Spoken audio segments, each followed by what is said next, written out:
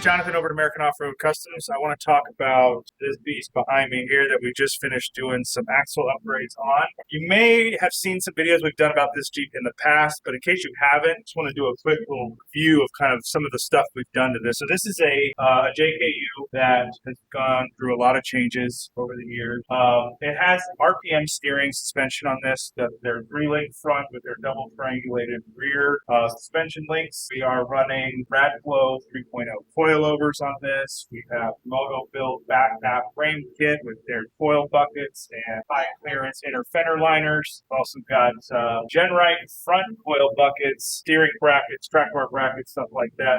The steering links that are on this are actually fabricated by us to fit with all of the fusion axle stuff that we got going on. There's also armor, and we've got Genright cage and PRP seats in here, and Bestop app doors, and a bunch of stuff. So a lot of really cool stuff went into this. Now, this particular build is a little interesting because he already had 1-tons on this, and you might ask yourself, why would we change 1-tons for more 1-tons? And the answer to that question is basically stronger and wider setup. So his axles that he had before were off-the-shelf Dana 60s by Jeep that were made to basically bolt into a factory suspension system and go and wheel and be stronger.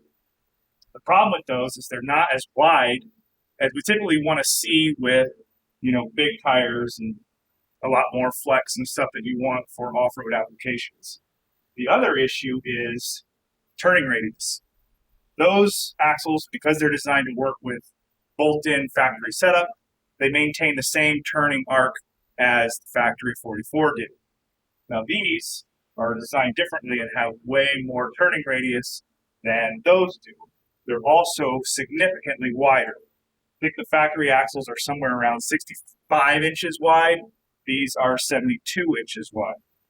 We also have way more strength in these. That was the other thing we wanted, is these tires actually have water in them now because of the added weight, sticky compound. There's a lot more traction going to be happening here, a lot more force to try to overcome. So we got to make sure that the internals are built to be able to handle all that extra weight and stress.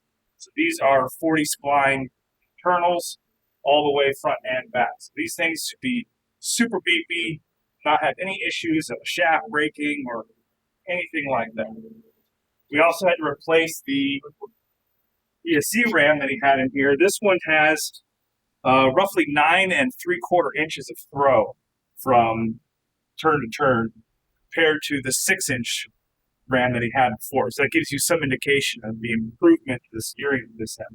Now, if you come around this side, you can also see how much more clearance this tire has compared to what he used to have before, where this thing was literally rubbing on the inner fender liner here, rubbing on the frame, all that stuff. We've got miles of clearance now, and that's one of the main benefits of doing this wider axle.